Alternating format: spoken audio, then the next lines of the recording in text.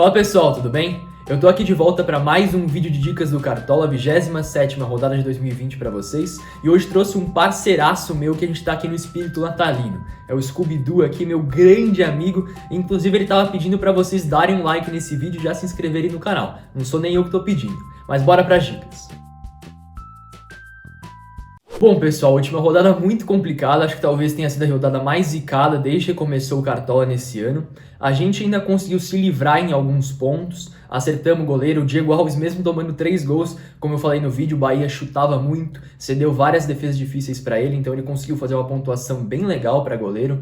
Não deixamos de colocar também o Bruno Henrique, teve gente que não colocou ele, foi só com o Gabigol, que acabou sendo expulso logo no começo da partida, nada a ver aquela expulsão do Gabigol. Então uma rodada extremamente zicada, com o Kahneman, que a gente não botou na zaga, mas que foi expulso, muita gente escalou ele, Sabino, que a gente acabou escalando, perdeu o pênalti, mas também algumas outras dicas que a gente deu no vídeo, como por exemplo casais, destruíram na rodada. Então acho que o saldo, apesar de ter sido muito ruim para todo mundo, não foi tão ruim pra gente. Nessa rodada aqui no nosso espírito natalino, a gente vai fazer uma pontuação ótima, que eu tenho fé nisso. Bora lá? Bom, começando no gol, pessoal, sempre que eu tenho a oportunidade de escalar esse cara, que não é um titular absoluto do time, na verdade não é titular, né? O titular do Corinthians é o Cássio, mas sempre que eu tenho a oportunidade de escalar o nosso goleiro Walter, eu sempre coloco ele aqui. Então vamos aqui ordenar pela média, porque de fato é um dos goleiros com a maior média do campeonato, é o segundo goleiro com a maior média do campeonato entre todos, né? Fez só 2 partidas, uma ele destruiu, e nessa rodada que ele destruiu eu escalei ele, e na outra foi na última rodada quando ele entrou no meio da partida e acabou negativando.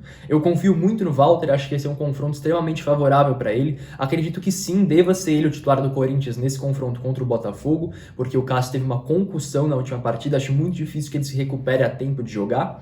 Então por isso, o Walter, que joga contra esse time do Botafogo, que finaliza bastante, mas não faz tantos gols, acerta muito gol, cede bastante defesa difícil, então acho que é um confronto muito propício para escalar aqui o Walter.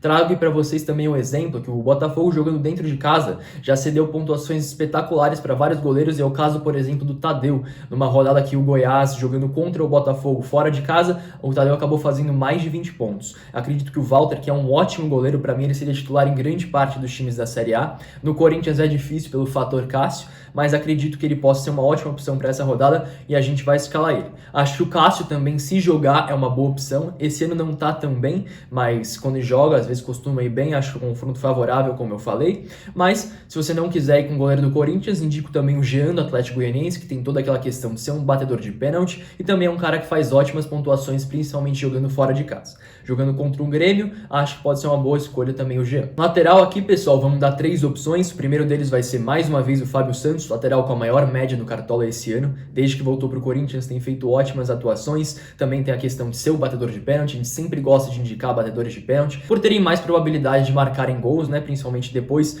da aplicação do VAR no Campeonato Brasileiro, são muitos pênaltis sendo marcados. Mas vamos deixar o Fábio Santos um pouco de lado, apesar que eu acho que ele é uma ótima aposta para essa rodada. E vamos de Vinha e Guilherme Arana. Vinha do Palmeiras, Arana do Atlético Mineiro, são 2 jogadores com potencial ofensivo muito alto. O Arana mais com gol, o Vinha mais com assistência, mas são ótimos jogadores para essa rodada também, com grande chance de SG.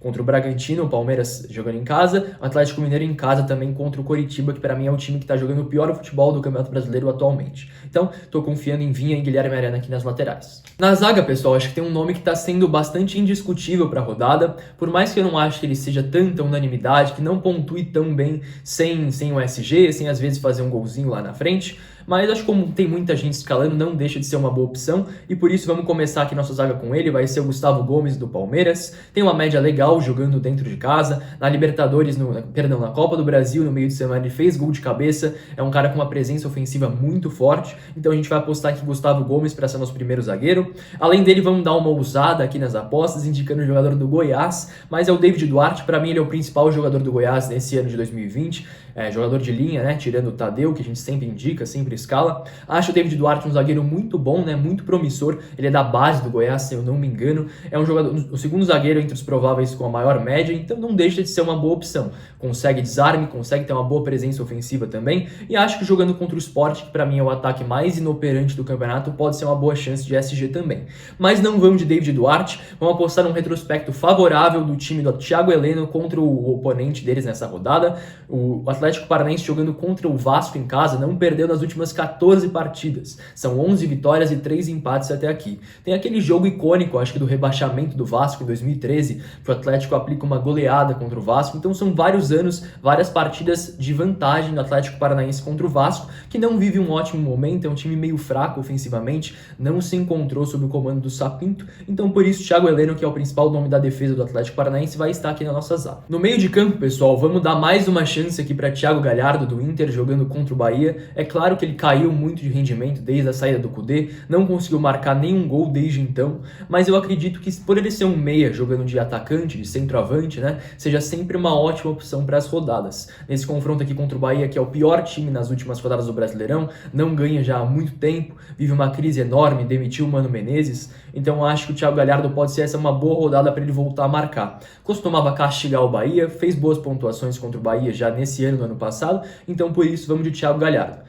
No nosso meio também vamos com a Arrascaeta do Flamengo, é um cara que pontua muito bem dentro e fora de casa ainda mais, nesse confronto contra o Fortaleza, que também não vive um ótimo momento, acho uma boa opção também. Vina do Ceará também, sempre uma boa opção, Patrick também. Acho que Otero e Casares do Corinthians, mais uma vez, são uma boa opção, principalmente por causa do confronto. O Casares, ele é um cara que vai muito bem contra o Botafogo, assim, historicamente, mas o problema é que o Corinthians já há 6 jogos não ganha do Botafogo jogando fora de casa. Então isso é um retrospecto que pesa contra o Timão, então por isso vamos tentar fugir de Otero e Casares. Para completar nosso meio, vamos também com outro jogador que não está entre os prováveis, mas se tivesse, e estava até agora há pouco, é um dos mais escalados da rodada, acho muito difícil deixar ele de fora. Rafael Veiga do Palmeiras contra o Bragantino, né? Acabamos de comprar ele aqui.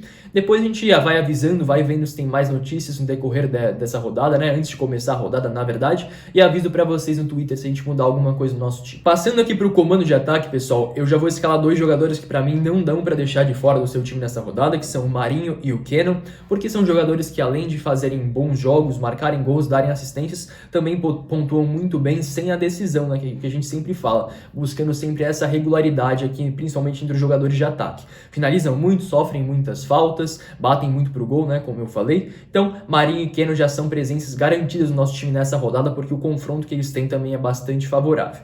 Para completar nosso ataque, eu pensei demais em dobrar o Atlético Mineiro. Acho que o Coritiba vem muito fraco. Acho que tem grande chance do Atlético Mineiro fazer 1, 2, 3 gols, aplicar até uma goleada nesse time do Coritiba, que para mim acho que vai ser rebaixado. Vai ser muito difícil do Coritiba escapar do rebaixamento esse ano.